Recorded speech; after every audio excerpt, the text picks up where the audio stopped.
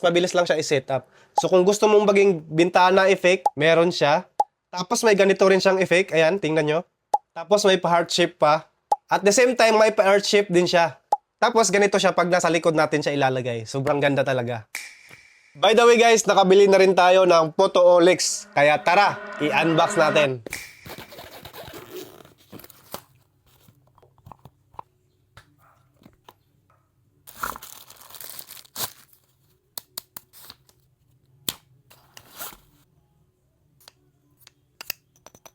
So bali guys, ito pala yung kinuha ko. May kasama na siyang tripod. So ang kagandahan kasi nito, pag once na bumili kayo na mayroong tripod kasama, pwede nyo siya ilagay dito. Ayan o.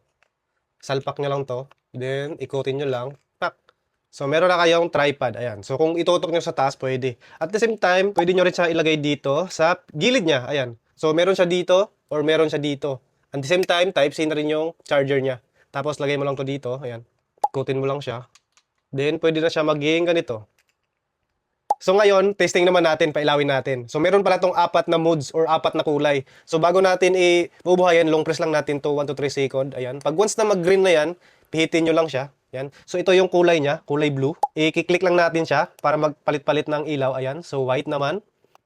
Meron siyang red. Ayan. At the same time, meron din siyang warm. Isa sa nagustuhan ko sa Photo-Olix na to is meron siyang different type of design. At the same time, para magamit natin yung mga design, isasalpak natin to. Ang kagandahan kasi nito is magnetic lang siya. Salpak lang natin siya dito. Tapos, pwede na natin siyang lagyan ng design. Ang kagandahan nito guys is magnetic na siya. Tapos, mabilis lang siya i-set up.